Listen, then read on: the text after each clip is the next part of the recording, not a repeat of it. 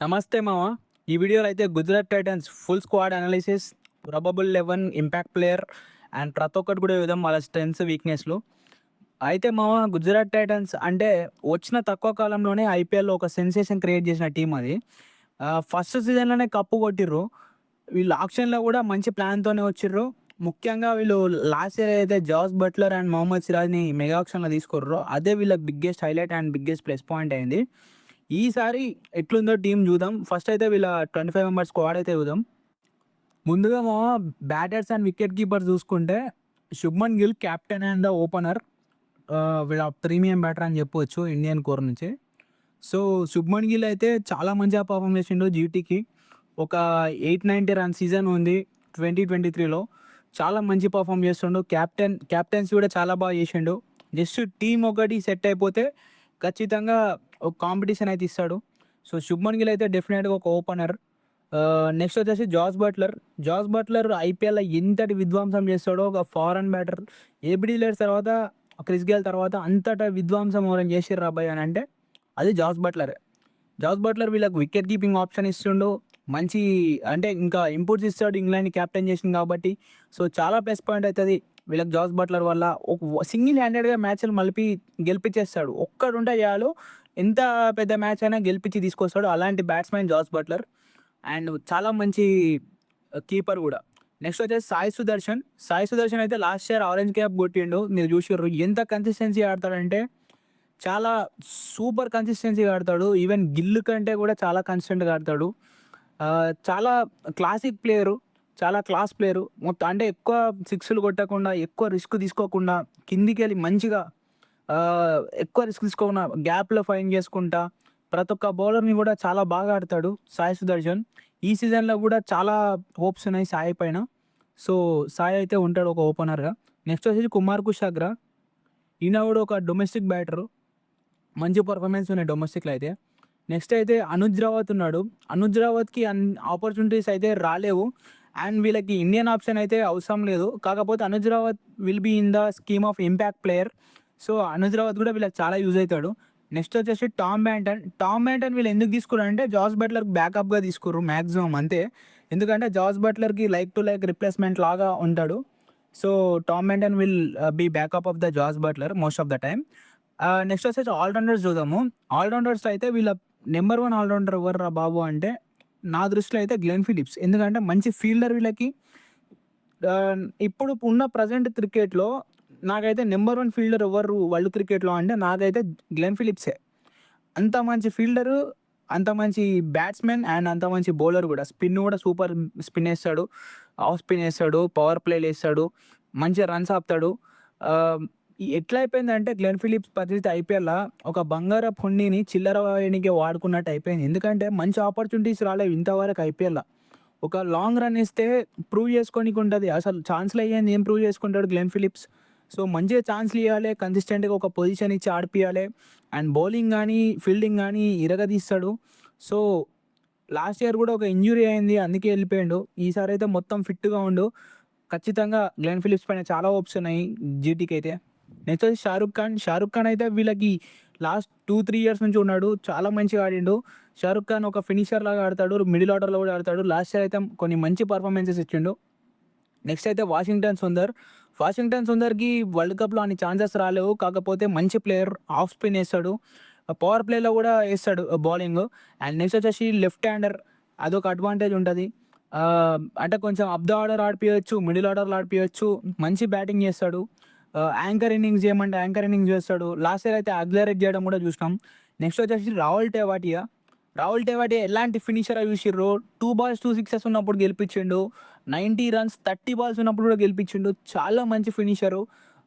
ఈ గుజరాత్ టైటన్స్‌కి అయితే ఎంత న్యాయం చేయాలో అంత న్యాయం చేసిండు. చాలా అంటే చాలా న్యాయం చేసిండు.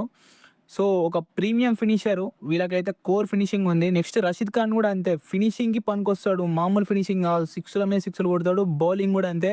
ఈ మధ్యలో బౌలింగ్‌లో కొంచెం పదును తగ్గింది. కాకపోతే కమ్‌బ్యాక్ ఇస్తాడని అనుకుంటున్నా 100%. రషీద్ ఖాన్ కూడా వైస్ కెప్టెన్ ఈ టీమ్‌కి రషీద్ ఖాన్ అయితే. ఒకవేళ గిల్లు లేని సందర్భాలలో రషీద్ ఖానే కెప్టెన్‌గా ఉంటాడు. అది మనం గుర్తుపెట్టుకోవాలి. సో, నెక్స్ట్ అయితే జేసన్ హోల్డర్. జేసన్ హోల్డర్‌ని వీళ్ళు ఈ మినీ ఆక్షన్‌లో కొన్నారు. జేసన్ హోల్డర్ అయితే వీళ్ళకొక పేస్ ఏస్తాడు. ఒక 4 ఓవర్స్ ఈవెంట్ ఇస్తాడు. ప్లస్ ఒక ఫినిషర్‌లా కూడా ఆడతాడు.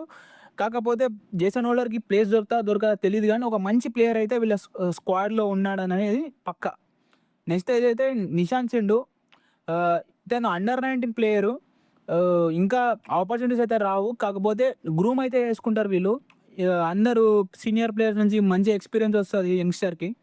నెక్స్ట్ అయితే Arshad Khan last year Virat Kohli wicket కూడా తీసిండు. ఒక మ్యాచ్‌ల లెఫ్ట్ హ్యాండ్ సీమ్ ఏసుకుంటా నాకు ఇంకా గుర్తుంది. లెఫ్ట్ హ్యాండ్ బ్యాటింగ్ ఆడతాడు. అండ్ ఆహ్, సీమ్ కూడా ఏస్తాడు. చాలా మంచి ఆల్ రౌండరు. వీళ్ళు ఆడిపించుకుంటారో లేదో తెలీదు గానీ చాలా మంచిగా ఏస్తాడు. నెక్స్ట్ అయితే బౌలర్ చూస్తే Mohammed Siraj premium pace bowler. ఇండియాలో నంబర్ 2 బౌలర్ అయితే ప్రీమియం పేసింగ్ మొహమ్మద్ సిరాజే. బుమ్రా తర్వాత సిరాజే 100%. ఎందుకంటే మీరు చూసుకోండి చాలా టెస్ట్ మ్యాచ్‌లు గానీ, ఇండియాలో ఓడీఐస్ గానీ, ఏది గానీ ఒక ప్రీమియం బౌలర్ లాస్ట్ ఇయర్ కూడా మంచి పెర్ఫార్మన్స్ ఇచ్చిండు జీటీకి. ఎప్పుడైనా గానీ మంచి పెర్ఫార్మన్స్ ఇస్తాడు. ఎకానమీ కూడా మంచిగుంటది. ప్రతి ఒక్కటి పవర్ ప్లేలు ఏస్తాడు, డెత్‌లు ఏస్తాడు, రన్స్ ఆపుతాడు. ప్రతి ఒక్కటి ఎవ్రీథింగ్. సో, ఒక పెద్ద అడ్వాంటేజ్ మొహమ్మద్ సిరాజ్ వీళ్ళకి ఉండడం. నెక్స్ట్ అయితే కగిసో రబాడ అయితే ఇంటర్నేషనల్ ఇంటర్నేషనల్ బౌలరు. మామూలు బౌలర్ గాదు. లాస్ట్ 2, 3 సీజన్స్ అంత మంచి అయితే లేవు ఐపీఎల్‌ల. కాకపోతే ఒకప్పుడు 2020ల పర్పుల్ క్యాప్ గెలిచిండు కగిసో రబాడ. మంచి ప్లేయరు. ఒక్కవేళ ఫామ్‌లోకొచ్చిందంటే మాత్రం వికెట్ల మీద వికెట్లు పడతానే ఉంటాయి. నెక్స్ట్ వచ్చేసి Prasidh Krishna last year purple cap కొట్టింది కూడా ప్రసిద్ కృష్ణనే. లాస్ట్ ఇయర్ ఒక మిరాకిల్ ఏందంటే purple cap and orange cap 2 కూడా ఈ టీమ్ నుంచే కొట్టిర్రు. సాయి సుదర్శన, ప్రసిద్ కృష్ణ. అంటే మీరు ఈళ్ళు ఏ రేంజ్‌లో డామినేషన్ చేసిర్రో మీరే చూసుకోండి. అందువల్లనే ప్రసిద్ కృష్ణ మళ్ళా ఇండియన్ టీమ్ కూడా కమ్‌బ్యాక్ చేసిండు. నెక్స్ట్ వచ్చేసి సాయి కిషోర్ కూడా మంచి స్పిన్ ఏస్తుండు. టాల్ ఉంటాడు. బ్యాటింగ్ కూడా చేస్తాడు సాయి కిషోర్. అదొక అడ్వాంటేజు. ఒక బౌలింగ్ ఆల్‌రౌండర్ అనుకోండి సాయి కిషోర్ అయితే. బౌలింగ్‌లో రన్స్ కూడా ఆపుతాడు. నెక్స్ట్ వచ్చేసి ఇషాంత్ శర్మ సీనియరు. ఎక్స్‌పీరియన్స్ ఉంది. చాలా ఎక్స్‌పీరియన్స్ ఉంది. ఛాన్స్‌లు వస్తాయా రావా తెలీదు గానీ బ్యాకప్‌గా ఉంటాడు. మొహమ్మద్ సిరాజ్‌కి గానీ, ప్రసిద్ కృష్ణ గానీ అప్పుడప్పుడు ఛాన్సులు రావచ్చు. ఇంపాక్ట్ ప్లేయర్‌గా కూడా రావచ్చు. ఛాన్సెస్ ఉన్నాయి. సో, చాలా ఎక్స్‌పీరియన్స్ ఉంది ఇషాంత్‌కైతే. నెక్స్ట్ వచ్చేసి మానవ్ సుతార్. ఇతను కూడా బౌలరే. ఎక్స్‌పీరియన్స్ ఉంది డొమెస్టిక్‌లో. నెక్స్ట్ వచ్చేసి గుర్నూర్ బ్రార్. వీళ్ళందరూ ఏందంటే ఒక బ్యాకప్ బౌలర్స్‌గా తీసుకుర్రు. నెక్స్ట్ వచ్చేసి జయంత్ యాదవ్ స్పిన్నరు. అంటే ఒక వాషింగ్టన్ సుందర్ గానీ, ఇట్లా ఒక అండ్ సాయి కిషోర్ గానీ వాళ్ళు ఆడని పక్షంలో లేదంటే ఏదైనా ప్రాబ్లమ్ ఉన్న పక్షంలో జయంత్ యాదవ్‌ని ఒక స్పెసిఫిక్ మ్యాచ్‌అప్స్‌కి తీసుకొస్తారు. కొన్ని మంచి టీమ్స్ పైన రికార్డ్ ఉంది జయంత్‌కైతే. సో, అలాంటి టీమ్స్ పైన జయంత్‌ని తీసుకొస్తారు. నెక్స్ట్ వచ్చేసి అశోక్ శర్మ డొమెస్టిక్ ప్లేయర్ ఇతను కూడా. నెక్స్ట్ వచ్చేసి ల్యూక్ వుడ్ అయితే ఇంటర్నేషనల్ ప్లేయరు. మంచి ఎక్స్‌పీరియన్స్ ఉంది. మాక్సిమం ల్యూక్ వుడ్ అయితే కగిసో రబాడాకి రిప్లేస్‌మెంట్‌లా ఉంటాడు. నెక్స్ట్ వచ్చేసి యారా పృథ్వీరాజు. ఇతను కూడా బౌలరే. Domestic experience Indian bowler. Next వచ్చేసి మనము వీళ్ళ ప్రాబబుల్ 11 ఎట్లుంటదో ఇది నేను తయారు చేసిన. ఇది కంప్లీట్‌గా నా ఒపీనియన్. ఖచ్చితంగా శుభ్మన్ గిల్లే ఉంటాడు. కెప్టెన్, ఓపెనర్ 2 కూడా శుభ్మనే. మంచి పర్ఫార్మెన్స్ ఉంటది. కాబట్టి 100% 2023లో కూడా ఆరెంజ్ క్యాప్ గెలుచుకుండు. నెక్స్ట్ వచ్చేసి Sai Sudharsan last year orange cap winner. వీళ్ళిద్దరు కాంబినేషన్ అయితే చాలా బాగా హిట్ అయింది. చాలా బాగా క్లిక్ అయింది. లెఫ్ట్, రైట్ కాంబినేషన్ కూడా ఉంటది కాబట్టి ఎవరో ఒకరు అగ్రెసివ్ తీసుకుంటారు. ఎవరో ఒకరు యాంకర్ చేస్తారు. ఇద్దరు కూడా ఒక మ్యాచ్‌ని ఇద్దరిట్లో ఒక్కరున్నారని అవతల మ్యాచ్ లాగేసుకునే ప్లేయర్స్ ఇద్దరు కూడా. నెక్స్ట్ వచ్చేసి జాస్ బట్లర్ మామూలుగా అయితే ఓపెనింగ్ చేస్తాడు. కాకపోతే వీళ్ళిద్దరున్నారు కాబట్టి లాస్ట్ ఇయర్ అయితే నంబర్ 1లో ఆడిండు. అదే నంబర్ 3లా. సో, జాస్ బట్లర్ కూడా వికెట్ కీపింగ్ చేస్తాడు వీళ్ళకి. 100% wicket keeper and top order batsmen. ఒకవేళ ఎవరైనా దబ్బున ఔట్ అయితే జాస్ బట్లర్ వచ్చి ఇన్నింగ్స్‌ని స్టెబిలైజ్ చేసి ఒక పార్ట్నర్‌షిప్ తీసుకొని మళ్ళా టీమ్‌ని గెలిపిస్తాడు. నెక్స్ట్ అయితే వాషింగ్టన్ సుందర్ ఏందంటే వీళ్ళకొక ఫ్లోటింగ్ బ్యాట్స్‌మెన్ లాగా లెఫ్ట్ హ్యాండర్ ఆప్షన్ ఉంది. ప్లస్ అంటే దబ్బున వికెట్లు పడితే ఆపుతాడు. అండ్ ఒకవేళ స్కోర్ పికప్ అయ్యి మొమెంటమ్ ఉంటే ఆడతాడు కూడా. అంటే వీళ్ళు Glenn Phillips and Washington Sundar మధ్యల వీళ్ళు జఫ్లింగ్ చేయొచ్చు. అంటే కింద మీద ఆడిపియొచ్చు ఇద్దరిని కూడా. నెక్స్ట్ అయితే గ్లెన్ ఫిలిప్స్ బ్యాట్స్‌మెన్ ఖచ్చితంగా మిడిల్ ఓవర్స్‌లో గానీ, ఫినిషింగ్‌లో గానీ ఖచ్చితంగా వీళ్ళకొక డేంజరస్ బ్యాట్స్‌మెన్‌గా తయారవుతాడు మొత్తం ఇస్తే మాత్రం. నెక్స్ట్ వచ్చేసి షారుఖ్ ఖాన్ అయితే ఆల్రెడీ ప్రూవెన్ ఆల్‌రౌండర్. స్పిన్ కూడా ఏస్తాడు. అండ్ బ్యాటింగ్ కూడా చాలా ఫినిషెస్ చేసిండు లాస్ట్ ఇయర్ కూడా. సో, డేంజరస్ ఫినిషింగ్ లైనప్ కనిపిస్తుంది కింద చూస్తుంటే. రాహుల్ తెవాటియా కూడా డేంజరస్ ఫినిషరే. అండ్ రషీద్ ఖాన్ కూడా డేంజరస్ ఫినిషరే. వీళ్ళు ముగ్గురు కూడా చాలా డేంజరస్ అంటే డేంజరస్ ఫినిషరు. చాలా భయంకరంగా ఉంది. బౌలర్‌ల అంటే వీళ్ళది ఎట్లుందంటే వికెట్లు పడుతున్న కొద్దీ వస్తుర్రు. డేంజరస్ ఫినిషర్‌లు. సో, నెక్స్ట్ అయితే కగిసో రబాడా ఉన్నాడు. కగిసో రబాడా అయితే వీళ్ళకి లీడ్ పేసర్. అందులో డౌటే లేదు. చాలా ఇంటర్నేషనల్ ఎక్స్‌పీరియన్స్ ఉంది. అండ్ ఈసారి అయితే కగిసో రబాడా అయితే మంచిగా పర్ఫార్మెన్స్ ఇస్తాడనుకుంటున్నా. నెక్స్ట్ అయితే మహమ్మద్ సిరాజ్ ఉన్నాడు.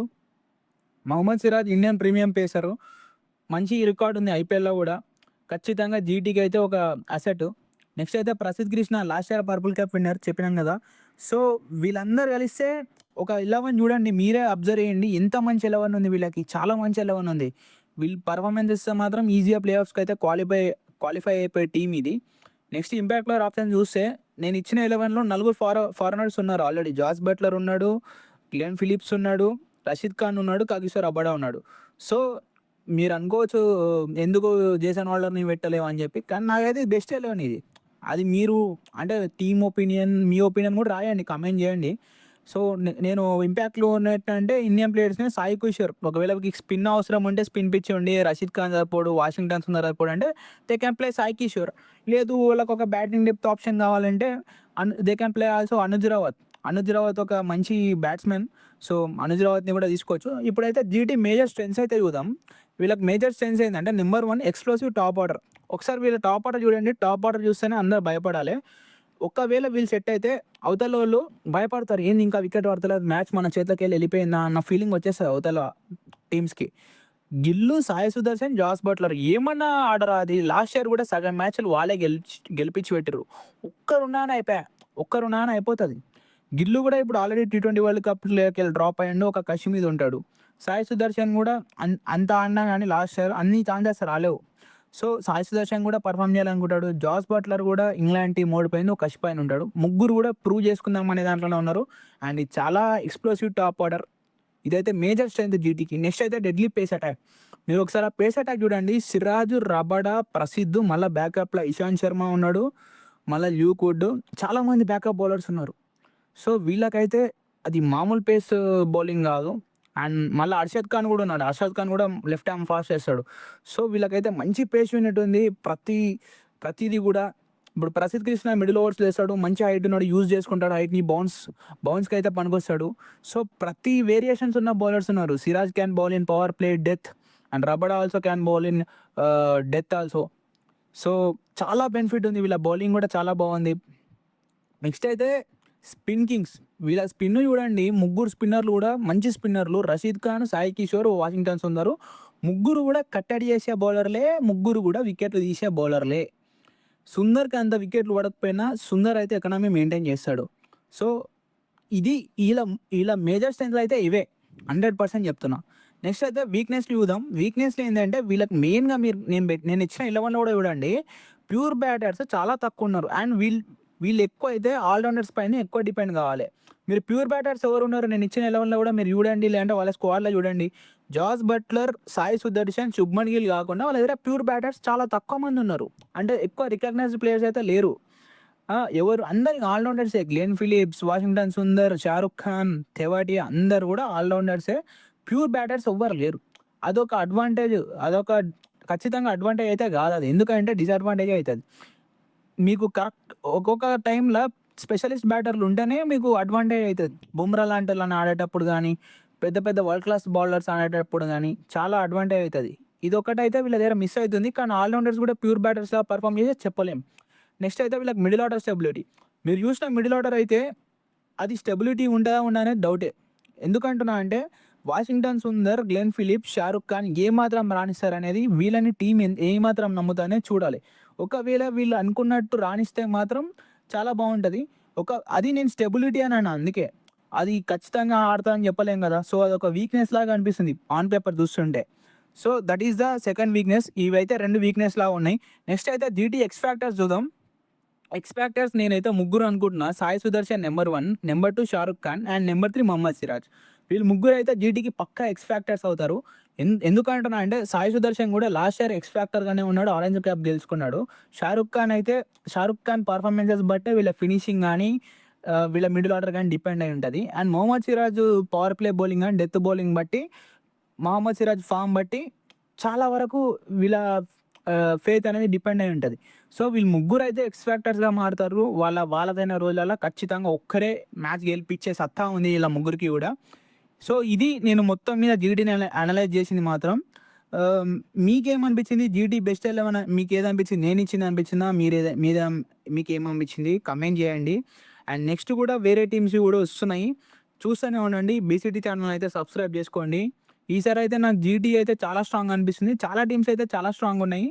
ఈ టీమ్ అయితే మంచిగా పర్ఫార్మ్ చేస్తే ప్లే ఆఫ్స్‌కి అయితే క్వాలిఫై అయితారు. వాళ్ళ పర్ఫార్మెన్స్ బట్టి ఆన్ పేపర్ అయితే చాలా బాగుంది. సో, చూస్తూనే ఉండండి బీసీటీ ఛానల్. సబ్స్క్రైబ్ చేసుకోండి. జై హింద్.